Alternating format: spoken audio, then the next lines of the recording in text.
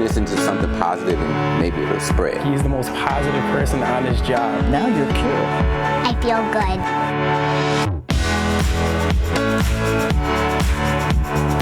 Welcome to Positive in Milwaukee. As you know, we are dealing with a tragedy in our area after multiple people died last weekend when a man sped through a parade route in Waukesha. And as frightening as that was, Mr. Rogers reminded us when we were young to look for the helpers. Our Ryan Jenkins shows us some ways we can assist the people affected. Across our area, neighbors are lending support. Some pulling out their wallets, donating hundreds of thousands of dollars to the United Waukesha Community Fund to help ease the oncoming financial setbacks of those impacted. We kind of envision it could be anything from funeral expenses to medical bills. Mental health, I think, is going to be a big component for our community going forward as well. Others rolling up their sleeves as victims fight for their lives in area hospitals. Versity Blood Center extending hours at its Milwaukee area donation centers to accommodate the overwhelming response to the situation in Waukesha. I don't know, I just felt like I needed to do something because while I was there, it was just like, kind of felt like hopeless, like couldn't really do anything to help anybody. And the help isn't just financial and physical, it's emotional and spiritual too. All of a sudden, food shows up. People show up with pictures. Children do the most amazing things. And to show that sense of appreciation to those who serve our community with an incredible amount of honor and integrity, it is an amazing thing to know the appreciation for putting your life on the line to be out in a moment like that. Chris Marin, a volunteer chaplain with the Waukesha Police Department, says often first responders set their own feelings aside in moments like this, delaying their reaction to serve the community. Now, his job is to help start the coping process for those who risk their lives Sunday night. They go to work every day and they face the challenges that most of us would choose not to deal with on a daily basis. All examples of the intention to help heal a community devastated at the start of the holiday season. And we do have a link for a lot of ways that you can help at tmj4.com. And as we all know, it's important to come together as a community during these tough times. And we know our viewers are generous with their time and their hearts. It's a business that has been around for 2 decades, and you probably recognize the unique storefront. The owners of Sherman Perk told TMJ4 what it means to be a fixture in our community. Anniversary cake? Cake, customers, community, and joy. Just some of the sights as Sherman Perk celebrates its 20th anniversary. This quaint coffee shop is hard to miss. It sits on a triangular lot on the corner of Keefe, Roosevelt, and 49th Street. It's a real neighbor-friendly place. The former gas station brews up charm along with locally sourced coffee and tea. Terry Johannes has been coming here for 5 years. The people I run into are just enjoyable. When he first opened, owner Bob Olin had a vision of an unpretentious community gathering place. Having a friendly, welcoming place to gather with others is important for all of us. And our neighborhood didn't have something like this until we opened. But turning this Art Deco gas station into a prized destination took a lot of work. The building was condemned, it was contaminated, and it was 7 years tax delinquent. Customers applaud this labor of love that serves up a friendly atmosphere, due in part to owner Bob. Big part of it is Bob. Bob is a great guy. He runs a great business here. I think that's a big part of it. And this is he's turned this into a hub in the community. And there's an allure about sipping a cup of joe in this 1939 historical site. People come from all over and see how restoring the past can drive neighbors together. We hope to be serving people for many, many more years. And we hope so as well. And it can be very hard for a small business to last a year, let alone 20. So we are very thankful to the staff at Sherman Perk for sticking it out and being an asset to our community. There's nothing quite like a daddy-daughter bond. A Milwaukee salon is strengthening those relationships, teaching dads a new skill. Lance Allen has more from the owner about how a special class got started. When it comes to learning how to do his daughter's hair, Dave Nelson is starting with the basics. I'm brushing my ear. Sorry. His daughter Mena is not afraid to give feedback or tell her dad what she wants. Ow. Mena came home and told me about it and told me that we will be taking this class together. The class is at Taylor and Burton Salon. Al Oldham says a client actually asked him for advice for his own daughter's hair. And then I thought, there's got to be other dads out there who need something like this. So I just made up a quick flyer and put the word out, and the class filled up. Al says for most dads, ponytails, braids, and bows are completely new skills. Dave admits he hadn't really brushed Mena's hair since she was a baby. Once it got longer and she became aware of styles and things like that, that's kind of when I backed off, because I don't have any experience in the last 20 years with hair. I'm not expecting them to leave here as hairstylists. I just want them to leave with a comfort level that allows them to do something maybe they're not used to. Dave is starting to figure things out. We learned how to do a 3-strand braid. If I had 3 hands, this would be so much easier. But he says these new tricks aren't the best thing to come out of the class. For 2 hours, she sat in the chair and I practiced on her hair. And for 2 hours, I paid attention to just her. No phone, no work, no siblings, no other family members. 2 hours of daddy-daughter time. Wasn't my great-grandpa in World War I? Your great-grandpa was in World War I. Where'd that come from? Really fun, and that never happened in a long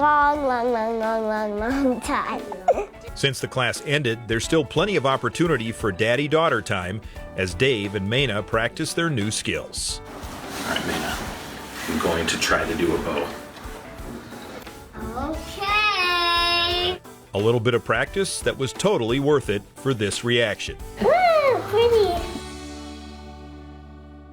Yes, very pretty. Al says the class also has dads and moms talking more because dad wants to show off his new skills. This is such a sweet idea, and as you saw, wonderful results. Giving back is good for the soul, and coming up after the break, meet a veteran bringing a community together with kindness. Plus, we're going to show you a business that's helping you relieve some pandemic and holiday stress.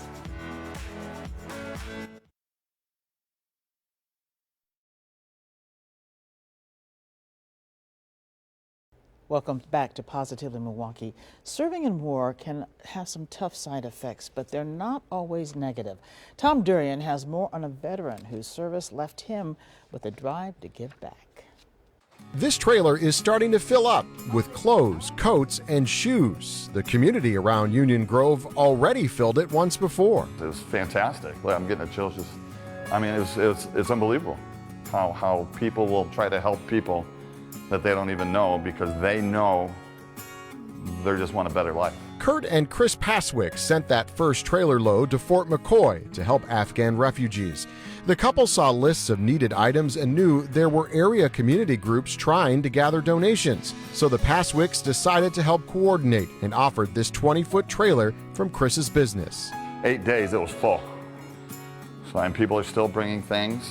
I had one church group out of Salem that actually filled up half the trailer on their own. They had a drive at the church and then they brought it all here. For Kurt, gathering these donations has special meaning. He's an Air Force Master Sergeant. He worked with civilian contractors while serving in Afghanistan. They were just trying to make a better life for their family. They had no choice to be born into where they're at.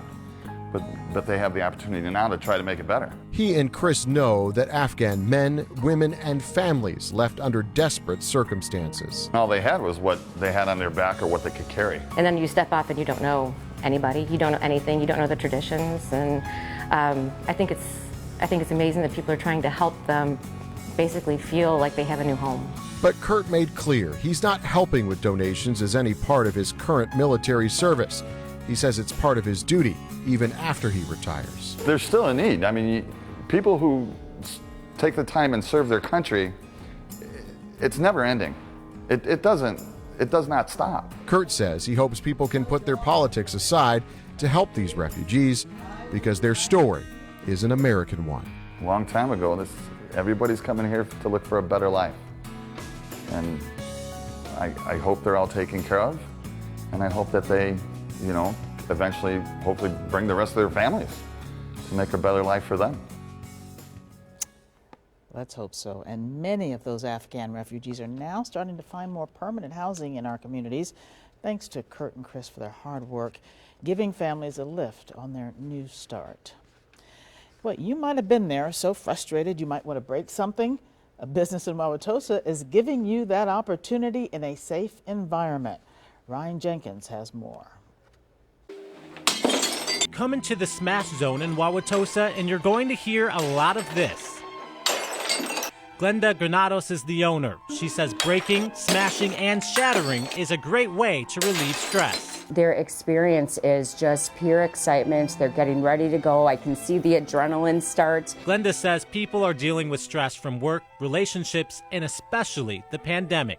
It's so awesome. It's like the best alternative therapy. It really allows people to just let go and be free. She says this therapy works for even deeper tragedies. She started the Smash Zone in memory of her daughter Victoria, who died after a long battle with cancer. I know when I was going through that stuff, I would get so frustrated and angry. I'd smash things in the garage or, whatever.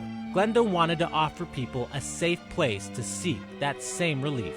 It's a way for me to express our story and people can get to know Vicky through me. Glenda refined her approach over the years, and the Smash Zone doesn't just include smashing.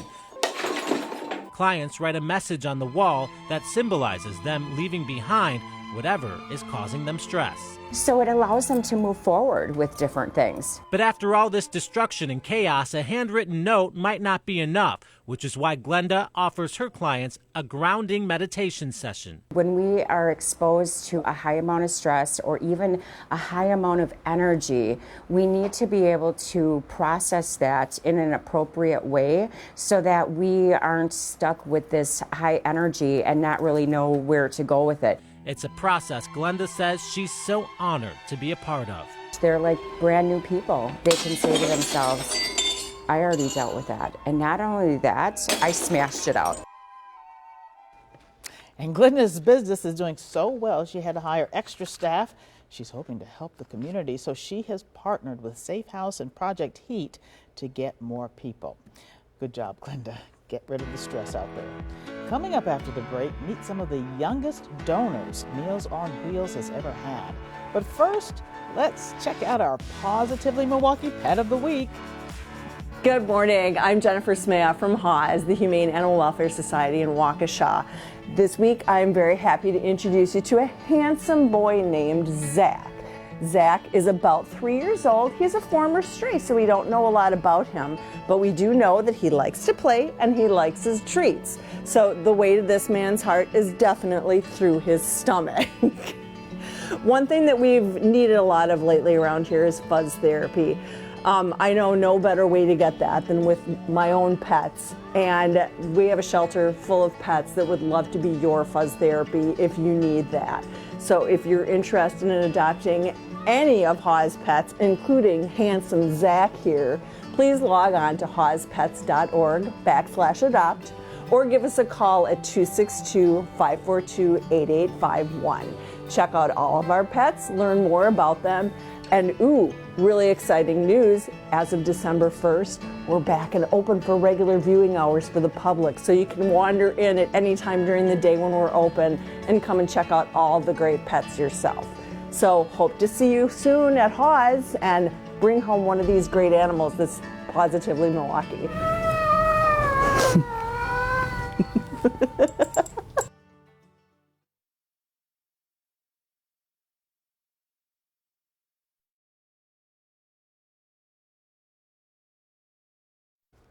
Welcome back to Positively Milwaukee. The MAC Fund does so much to help families with children fighting cancer.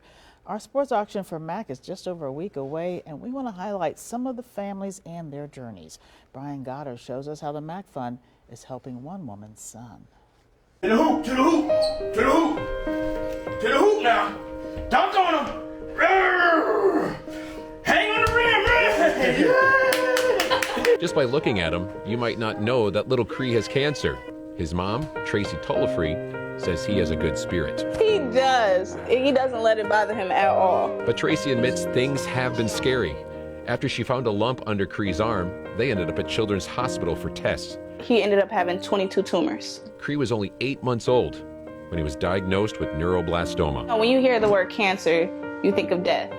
So it was either like life or death. That boy is stronger than I could ever be. Cree's grandpa, also named Tracy, says the little guy stayed tough through needle pokes, blood transfusions, and chemotherapy. He's an inspiration for me.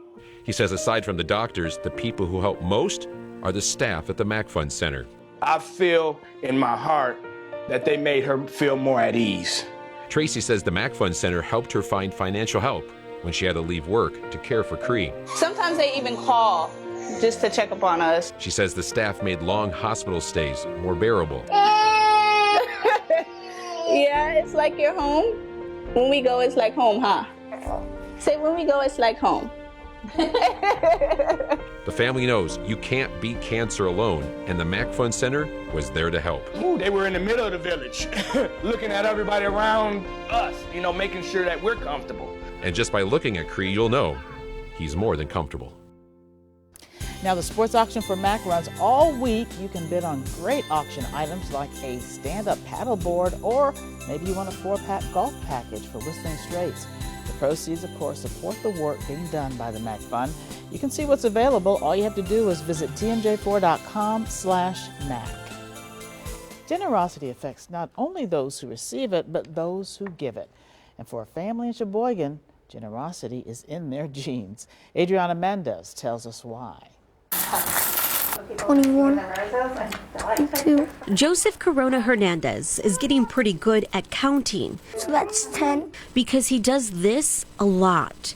This is all of his pocket money from doing chores, and he's donating it. Just in case if they need it. Like if it's in a bad weather, and they can use it to cover themselves. Or if it's raining or something. He, his parents, and siblings donate and volunteer a lot of their time to Meals on Wheels. I have to say, these are our youngest donors. Kelly Anderson is the CEO for Meals on Wheels Sheboygan County. She says these tiny givers are constantly making her staff smile. If you know their mom, you know why. I mean, their parents are great. They've just raised wonderful, beautiful children. Apolinar Corona and Celine Hernandez say they know what it's like to need a little extra help. That's why I like to help people, to provide like something.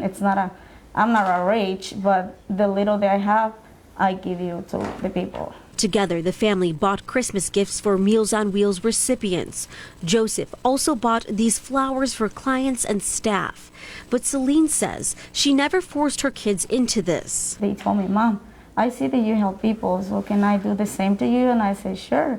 So all the time they told me, Mom, I have money, can I donate it to Meals on Wheels? And I said, sure. But the Corona Hernandez family has certainly had reason to quit this generous pastime. Their daughter, Annabella, here had bone cancer and was only recently declared free of the disease. Her twin sister, Isabella, had a stroke in February that she's still recovering from. But Annabella says helping others is worth it for one reason. Seeing them happy. I'm a product in there, and that's because they're learning. But Kelly Anderson says we all have just as much to learn from these kids. They are just helpers. They're little angels on earth, honestly. And we applaud the Corona Hernandez family for teaching kindness to their children early.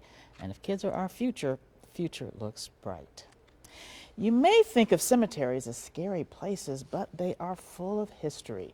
Charles Benson tells us about a local group trying to preserve it. Water is your best friend. You always wet the stone first. Over the last 5 years, Rex Melius has gotten pretty good at making headstones look like new. Learning this skill started with a personal project. I visited my mother's grave about 5 years ago, and it was full of lichen. So he reached out to see what could be done to clean her headstone. And from there it took off, and 5 years later we're up to 2,800 followers worldwide. Now, the cemeterians get calls from all over, asking for advice or for someone to come by to clean and repair an old memory. Everybody had a life at one time, whether it was a day, a month, a year, or a lifetime. And we feel that they're all worth preserving. Rex and his team spend time re-leveling headstones. They repair cracks and scrub out dirt. Got to use a little muscle and elbow grease. He also uses a chemical mixture to kill lichen, a crusty, slow-growing plant. Which is not only safe for us to use, but it's also safe for the environment.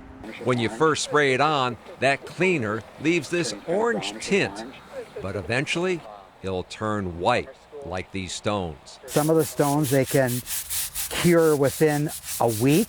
It's certainly a lot of hard work, but Rex has learned about founding families, community tragedies, and war veterans' heroism. We feel that that's all part of the history of the community, and it should be remembered. Absolutely. Rex and the cemeterians do most of their work in the summer, so if you are looking for a headstone cleaning, now is a good time to reach out. We do have a link for you. Just go to tmj4.com. I'll be back with my quote of the week. Don't go away.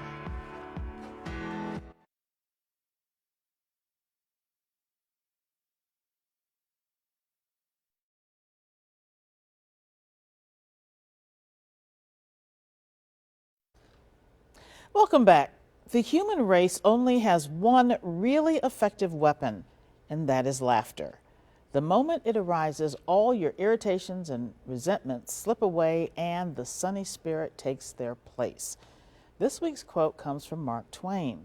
Mark Twain, of course, a famous author who wrote stories like The Adventures of Tom Sawyer and The Adventures of Huckleberry Finn.